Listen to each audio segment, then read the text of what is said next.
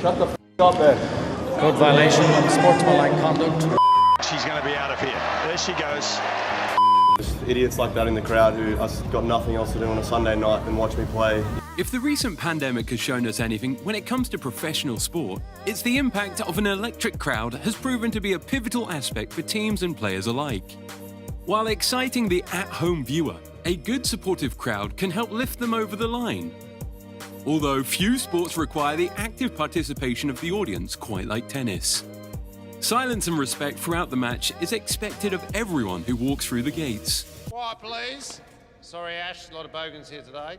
This certainly doesn't stop a small minority from drawing attention to themselves and providing a few, let's say, unique moments. So without further ado, here are 5 times tennis fans went a little too far.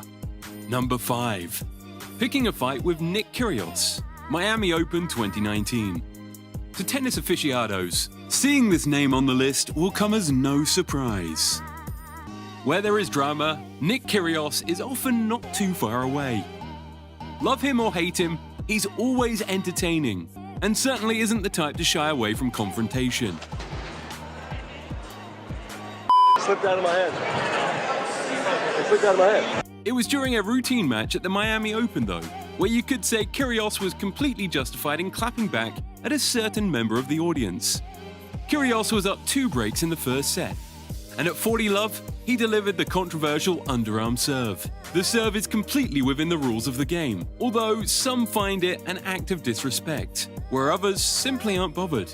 Despite this, a particular spectator had no problem letting Mr. Kyrgios know how he felt, calling him a multiple times, and while he was at it, accused Nick of having a haircut. Ouch! Talk about rubbing salt into the wound. Why are you watching me on a Sunday night? You got nothing else to do on a Sunday night. You got nothing else to do on a Sunday night. You got nothing else to do on a Sunday night. The so-called fan was eventually ejected out of the stadium. The match ended in a straight sets victory for Nick, and he had no problem sharing his thoughts during the post-match interview. I think tennis needs stuff like this, to be honest. Yeah. It's fun. I thought the crowd loved this match. I had a lot of fun. I don't mind. I mean, if anything, he got me going, motivated me a little bit more, and I played really well tonight. I'm really happy with the way I played. Number 4. Jimmy Jumps Federer, Roland Garros 2009. If you are a fan of sport in general, the name Jimmy Jump, also known as Jean Marquette, may ring a bell. If you're not familiar, allow me to bring you up to date with Mr. Jump's career highlights. The 2010 FIFA World Cup final. Jimmy runs onto the pitch and attempts to place a bar retina on the World Cup trophy, before being apprehended by security guards. The 2004 Spanish Grand Prix. Jimmy runs through the starting grid during the formation lap, only to be apprehended by race marshals shortly after.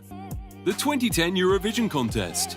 Jimmy decides to invade the stage and join the choreography of Spanish singer Daniel Diggs. He was later fined $15,000 for his troubles. So despite all these fantastic career achievements, it was during the 2009 Roland Garros men's final, where Jimmy decided to quite literally scare the living daylight out of Roger Federer, as he invaded the court while trying to place a bar retina on his head. Marquette was quickly tackled by security guards as he attempted to jump over the net. After being detained, he faced up to 12 months in prison for the incident. Federer, who went on to win the title, criticized the lack of security at the event, and some say it hasn't got much better to this day. Number 3. Flipping off Nadal, Australian Open 2021. The most recent and arguably most amusing addition to this list is the second round match between Rafael Nadal and Michael Momoa at this year's Australian Open. It was during Nadal's service game in the second set, when a reasonably intoxicated lady wasn't very impressed with the speed of the veteran's serve. Animated.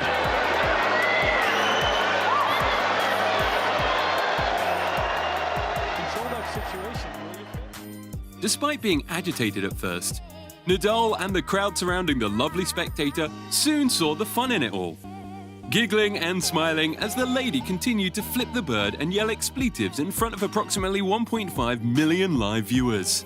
The lady was swiftly being escorted away, at the amusement of everyone in the stadium. Here's what Nadal had to say in his post-match interview. Now, there was someone in the crowd, you didn't know her, did you? This lady? No, and honestly, I don't want to know.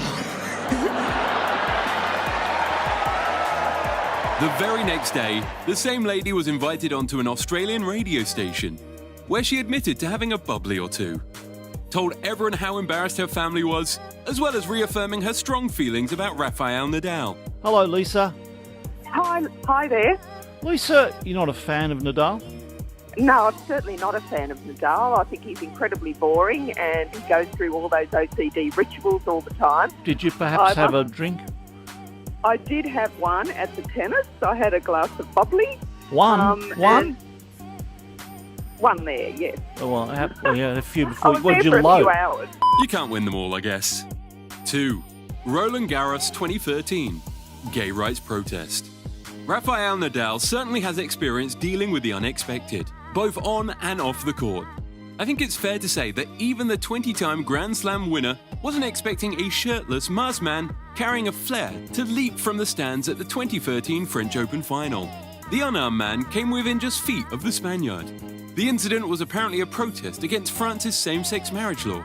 Despite this, he ended up bringing more attention to the lackluster protection of players in recent years at the event, with Roger Federer experiencing a similar situation just 4 years earlier. Number 1. Hamburg 1993. The stabbing of Monica Seles. Despite ending on a sad note, this list wouldn't be complete without including what many consider the darkest day in tennis. Monica Seles was a young rising star in the world of tennis. With a bright and long career ahead of her, she was the youngest woman to win the French Open in 1990, when she defeated Steffi Graf at the age of 16, ending her 66-game winning streak. Just 1 year later, she overtook Graf as the #1 player in women's tennis. She's done it again. Monica Seles at 18, writing her own chapter in tennis history. For the next couple of years, Seles would completely dominate almost every tournament she played in, winning 22 titles and entering 33 finals, all while still being just a teenager. This level of dominance at such a young age had spectators and experts alike believing that if she maintained this quality over her career, she would surpass the great Margaret Court's record of 24 Grand Slam titles. Her biggest rival during this period would continue to be Steffi Graf, who had the talent and drive to fight for the title of the greatest. This was a rivalry that gripped the world of tennis in the early 90s. It was during a routine tournament in Hamburg, Germany, where that rivalry felt like it needed to be taken in the hands of one individual. A deranged fan by the name of Gunter Pasch was so obsessed with Steffi Graf that he was willing to kill another person just to see his idol rise back to the #1 ranking. He became suicidal the first time Seles defeated Graf in 1990, and he was going to put an end to it.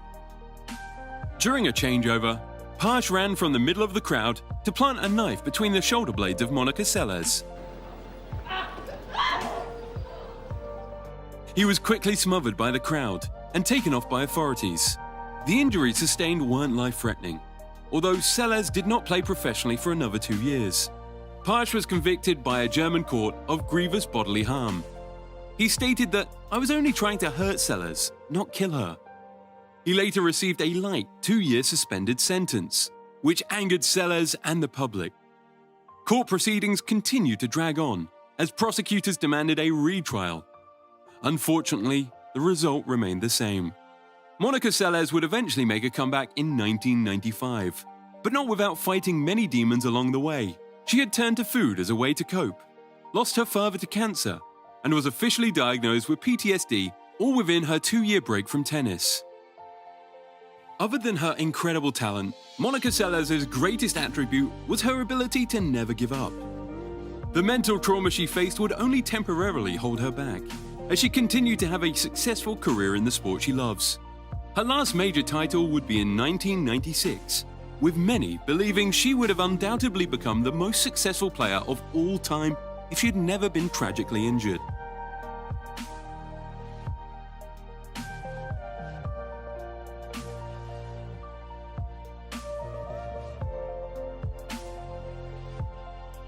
That wraps up our list for the 5 times tennis fans went too far.